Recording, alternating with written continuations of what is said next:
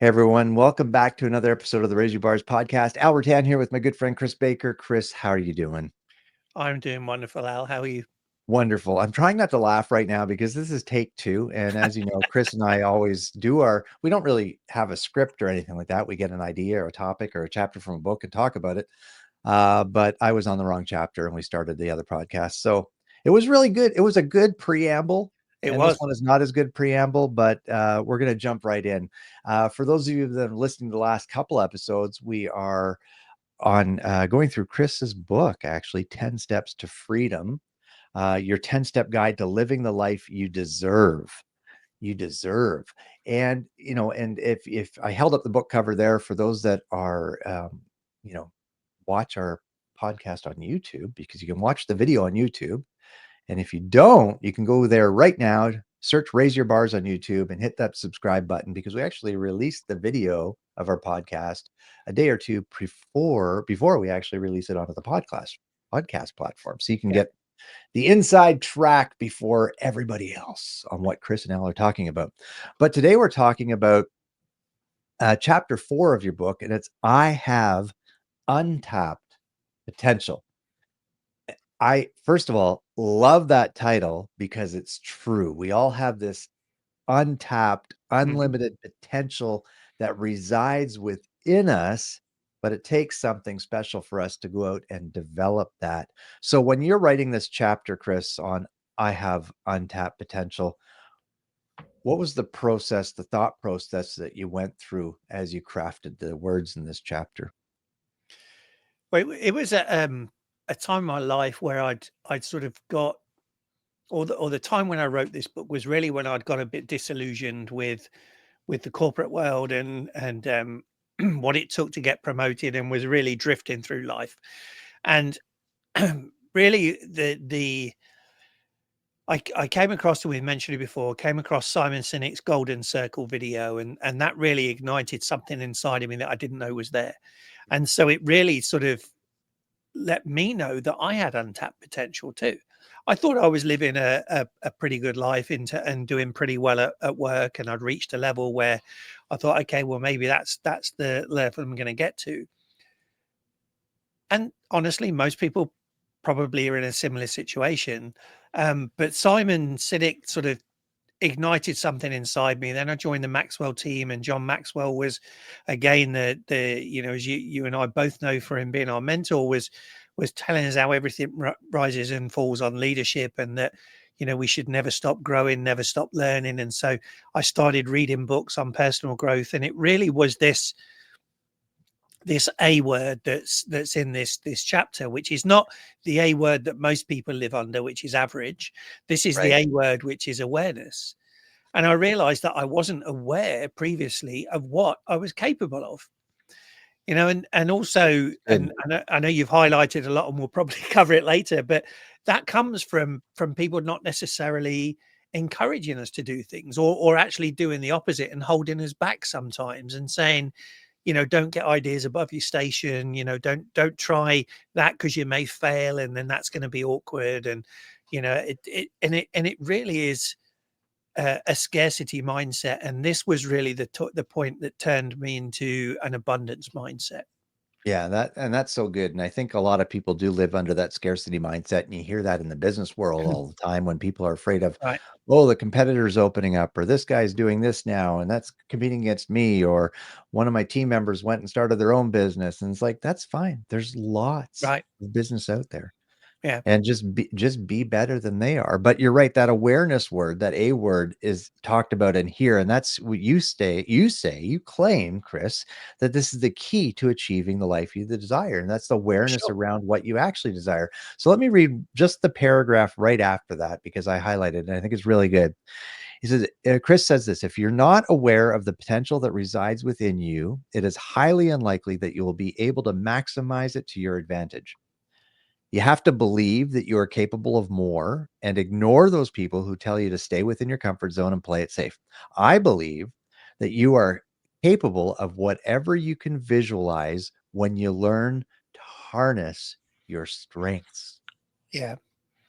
And So I think good. awareness applies to that too, Al, because I would challenge everyone, and we normally do a challenge at the end, but let's challenge you now. What are your strengths? Really look at that and write down and itemize out what are your strengths, and then want to look at it and say, are you using those? Are you maximizing those? In what you do for a living, or what you do for fun, or whatever it is. But ideally, you want to maximize your strengths in what you do for a living, because then guess what? You'll earn more money, and it won't feel like you're working because you're going to enjoy it. But you have to be aware of what those strengths are, and then intentionally pursue something that is going to enable you to maximize those strengths. Right. So, I mean, I know we've talked about this before, but when did you discover it's like, hey, I'm operating in with my strength zone when I do X? That was it was really, or it really started with the Find Your Why by Simon Sinek. So I watched the Golden Circle, then I really studied Find Your Why and Start with Why, two of his books there.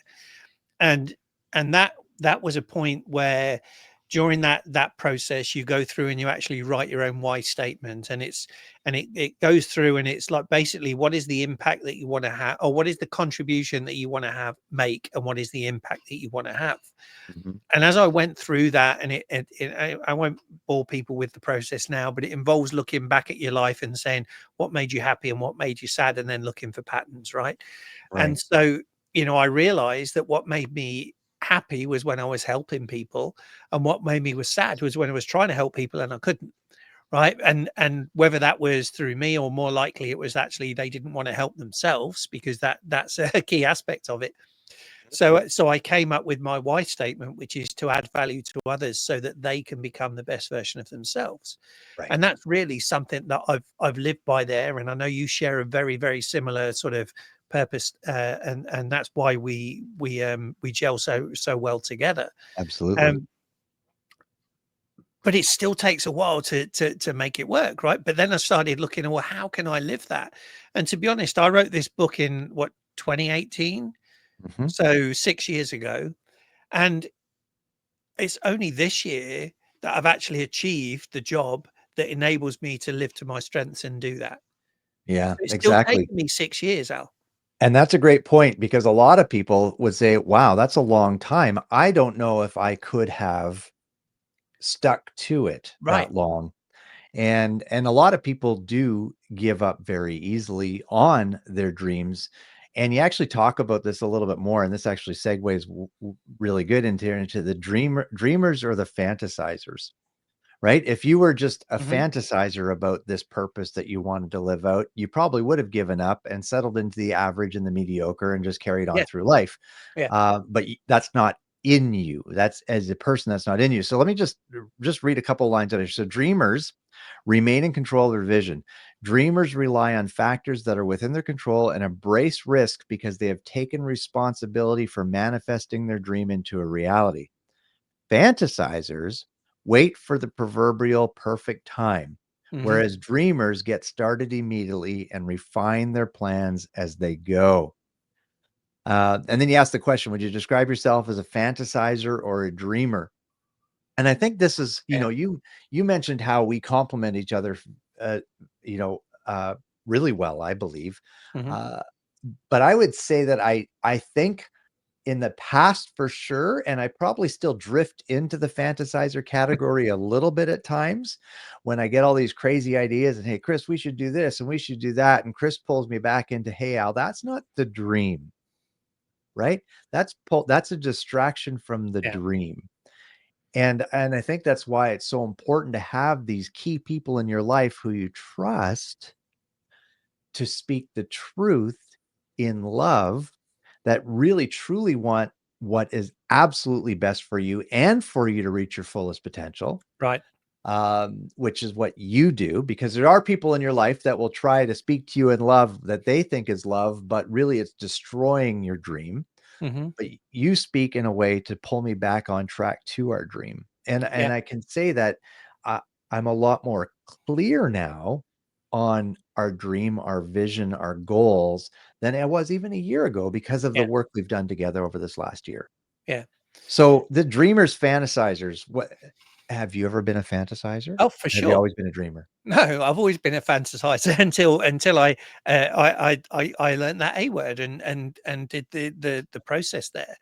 And sometimes you can jump too quickly into being a dreamer and sort of think that it's easy and you can do it. And after I wrote this, well, when I wrote this book, I'd actually left Disney to do a business on my own because I thought, hey, I know it all. I've got Disney experience. Everybody's going to want to hire me. I Right. was a fantasizer still, right?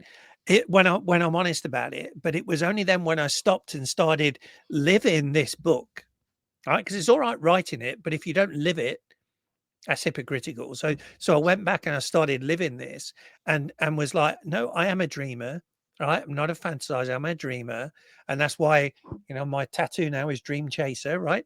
It Yeah. doesn't say fantasy chaser. Yeah, Um, yeah, but I reinvented myself from there. And that's why again I'm probably going to write an updated 2.0 version of this to really take it that further and say this is what I've done since then, right. applying these rules and tactics to actually take my life even further. And what I realized that now, Al, as you talk about it, is that many times prior to this awareness and realization, I've been that fantasizer and I've given up on things because life got hard. Mhm, Right? mhm. And the reason is because it didn't mean enough to me. I hadn't really, um, defined that purpose, that white hot burning desire that will keep you going through all of the tough times and enable you to reflect, regroup, and go again, right? Right. Um, Chris, first of all, I wanna commend you for having I guess, the bravery, the courage to say, "Hey, A, I'm taking this step," and then, B, recognizing, "Oh my goodness, I'm being a fantasizer here. This isn't mhm, really the dream." And then the humility to go back and say, "I need to adjust and change." And yeah, a lot of people would get lost and give up in that, and then not continue to pursue the dream mhm. because they've experienced that failure. And I'm sure I mean, it probably wasn't easy, right? We had No, conversations but at that time. There was some frustration, there was some for sure. uneasiness, there was some Yeah, financial hardship because of the choices that were made. But yeah. however, on the other side of that, looking back now, look at the knowledge and experience that you've gained and the wisdom you've gained Mhm. uh, from going through that tougher time of your life. Yeah, uh, and a firm believer that you have to go through the tough times to appreciate the good times, and sometimes you have to hit rock bottom to be able to bounce back, right? Sadly, And yes. and Sadly, one of yes. the things I'd say at the time is at that time in my life, I didn't have anyone around me, right? I knew you, right, but we Yep. weren't as good friends as We we weren't were we now. weren't close like we are today. Um, Nope. but I didn't have anybody, right? And that's the other part of this whole thing and the ultimate guide to getting a promotion in 12 months or less that I just published that free ebook. One of Yes. the things in there is getting a mentor, right? And having somebody around you So that is important. going to be that sounding board and be that person that will encourage you, be that person that will maybe question your decisions, not tell you what to do, but basically get you Yeah. to relook at what you're doing and then point you in the right direction, but you've still got to do it yourself. But I 100%. firmly believe that I had to hit that rock bottom before I could bounce back to where I am now. Now I know that I'll never hit that rock bottom again because I've got that core inner circle. You obviously being one of those people for sure, and Vicky another that won't allow me to do that because and I won't allow myself to do that because my level of self-esteem and self-belief and everything is so much higher now than it was. Yeah, Right. absolutely. And it It does concern me that there's a lot of people that are in that situation that I was then, but they Mhm. don't realize that they're in that Yeah. situation, Yeah, right? exactly. Yeah. You make a pretty bold statement here after you ask the question. He says, "I believe that the only way to obtain sorry, let me start that again, folks. I believe that the only way to obtain sustained success is to be a dreamer." Yeah, because you've got to keep growing, right? Mhm. Continuous improvement is the way forward. And I tell the students in my classes and so on, I've talked about before. I'm what I call a recovering perfectionist. I used to believe that I wanted to be perfect in everything. And the trouble with that is it puts so much pressure on you. And it's a myth, because there is no such thing as Such perfection. thing. Nope. Because if perfection exists, then it means you can't get any better, and you can, right? Life would be So boring. continuous improvement, we all should be looking for it. Every business should be looking for it. All these business owners, business leaders, managers that are saying, "Hey, if it ain't broke, don't fix it," which I used to believe. We're good as we are. Let's carry on with this. You're actually going backwards because other people are moving Absolutely. forwards.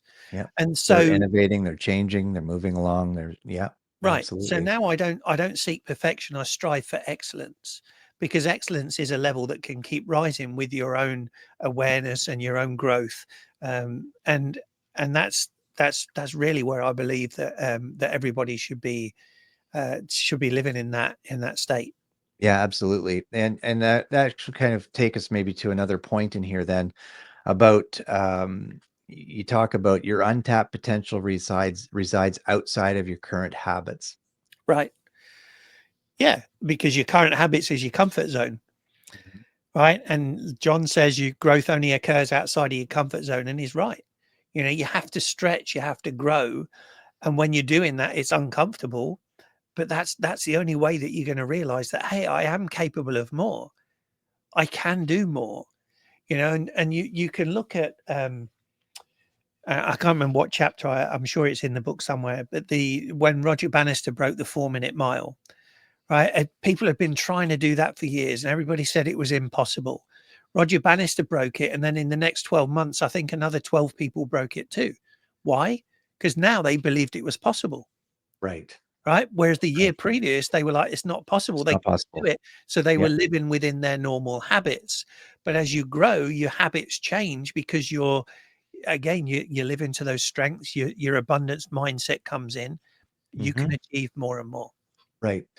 And again, too, like these, I mean, I've definitely had some bad habits some over the years. I smoked for 20 years, Chris. Pack a day, Yeah, 20 years, right? Now I've been yeah, smoke free for 14 years now, 12, 14 years. So I mean, yay for Al. I'm patting myself on the back right now, folks. yeah, good for you. Um, Yep.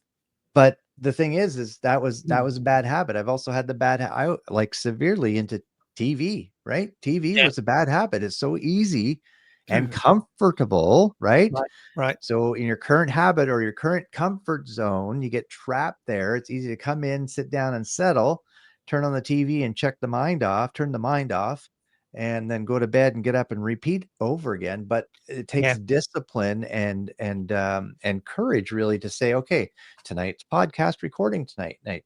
I've got to sit down and I've got to record some lessons for our sales training program. I've got to prepare for some workshops coming up next month. All these different things that it takes discipline to do, and mhm, the breaking of the bad or negative habits to create those good ones to move you forward closer to your dream. yeah.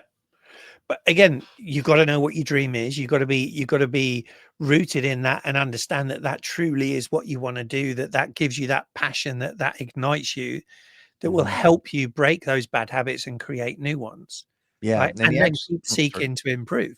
Exactly, exactly, and you actually say this in your books, when the majority of people change their vision, actually, they give up on it. Why do they do this? Because it often is the easiest route. It's Yeah, very easy to come home from work, eat your dinner, yeah, sit down on the couch, and turn on Netflix. yeah, That's easy. yeah, yeah. It's Instead of hard to changing, come home from a hard days of work, eat your dinner, and then go to your home office and start writing content yep, or updating web pages or sending out emails to clients or making phone calls. That's hard. yeah, yeah. It's easier to change your goals to match your current habits than it Mhm. is to change your habits to reach your high level goals, right? Exactly. And so that's why most people do that. And listen, now that's okay for a lot of people. Right. I'm not saying No, that everybody should it live with a I growth agree. mindset. I'm not saying that everybody should want to be the best they can be. If you're happy doing what you're doing, well, you're probably not listening to this podcast anyway, right? But First off, no. if that's Yes. the case, Yeah. fine, right? Mhm. But don't blame society and everything else for where you are, Exactly. because that's your choice. Exactly. You know what? I see a lot of in Canada, especially right now, we have a lot of immigrants coming in, Hmm. especially from, taking a lot of refugees from Ukraine and stuff like that. And a lot of immigrants coming in from the Philippines and India and stuff. And I'll have to tell you something, ladies and gentlemen, if you've never seen a picture of me, although it's on our podcast, I'm a white dude. Okay. I am. Can't help it. That's the way I was born. Okay. Don't hold it against me. But white dudes, in a lot of cases, are lazy compared to a lot of these Oh, immigrants we have coming into yeah, our country who are willing to yeah. take a minimum wage job or 2 minimum wage jobs or 3 minimum wage jobs just to support their family and try to make a new life for them Hmm. in Canada or the US, Western world, land of the free, home of the brave, right? Like land of opportunity, Canada is as well, right? And it kind of puts Western civilization, people that are born and raised here, to shame with the work ethic that they have. They have a dream, they have a clear desire to build a better life for themselves here, and they will do whatever it takes to make it happen. Yeah. And you can complain, oh, they're taking our jobs or this or that, or the other thing. Then work harder, show up on time and work hard, Hmm. right? Have a dream, have a purpose, have a vision. Because you ask a question here, and this is where we'll wrap up. Are you prepared to do the work required to get what you desire? Great question. Yeah. If the answer is, I don't know, or no, A, your dream or your desire is not big enough. It's a Um, fantasy. or or it's a fantasy. Yeah, it's fantasy. Yeah. Or you've decided to settle for your current situation in life. Yeah. And if you're content there, then more power to you. Good for you. Live a life of contentment. But if there is any discontentment within you for where you are in your current life, then you need to put in the work, Hmm. change the habits, and become a dreamer and stop fantasizing. After all, Al, your behaviors plus your actions directly equal your results and level of success as Well, bars, that's great. We right? should we should coin that phrase. We should. But Yeah, that's, honestly, this is where, bars goes back to this, right? And probably before absolutely. when we're talking about, but and this apply again, this book was really written about, my personal story for individuals, but it applies to businesses as well. So again, if you're a business owner, a business manager, a business leader, and you're listening to this and you're thinking, gosh, maybe I can do more with my business. You Mhm. absolutely can.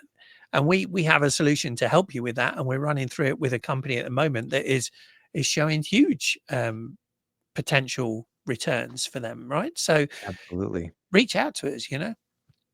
Yes, folks, raiseyourbars.com. You can watch our webinar there. If you're a business owner, you can book an appointment to chat with us. We can take you through our profit acceleration assessment for your organization and help you get, man, if we could, what would it mean to your business if we were able to add an extra 100, 200, $300,000 in bottom line profit in the next 12 to 18 months?